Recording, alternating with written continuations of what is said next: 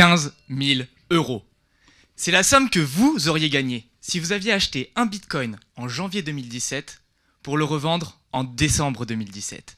Et ça fait plaisir. Mais 10 000 €, c'est la somme que vous auriez perdue si vous aviez acheté ce même bitcoin en décembre pour le revendre en février. Et ça fait pas plaisir. Bien sûr, avec des si, on pourrait mettre Paname en bouteille. Mais on perçoit clairement sur cet exemple que la différence entre risque et opportunité est subtile. Et c'est là l'enjeu de ma thèse. Développer des outils pour mesurer le risque, pour le contrôler et en tirer le maximum d'opportunités. Pour ajouter encore en complexité, il faut que ces outils fonctionnent sur des systèmes très grands. C'est ce que l'on appelle le big data. Prenons un exemple.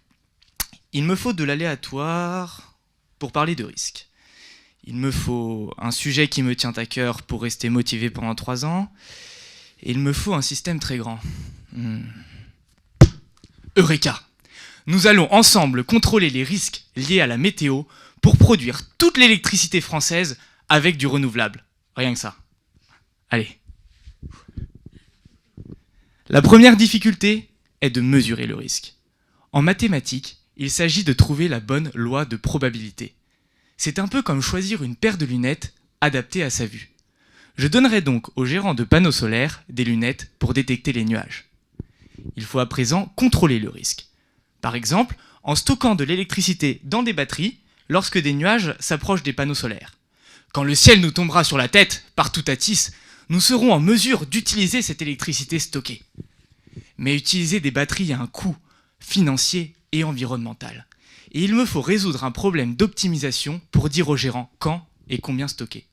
C'est un peu comme dire quand et combien investir dans le Bitcoin. Il faut ensuite répartir les risques. J'utilise pour cela des securities. Ce sont des alliances. Lorsqu'il y aura du soleil, mais pas de vent, le gérant de panneaux solaires partagera ses gains avec les gérants d'éoliennes. Et réciproquement. La dernière étape est de développer ces outils sur des systèmes très grands. Je vais pour cela découper mon problème à l'échelle de la France en plein de petits problèmes. Un problème par gérant. On parle alors de cohérence. Pour résumer, pendant ma thèse, j'ai étudié le risque, j'ai étudié les systèmes de grande taille et j'ai construit un pont entre ces deux grands domaines.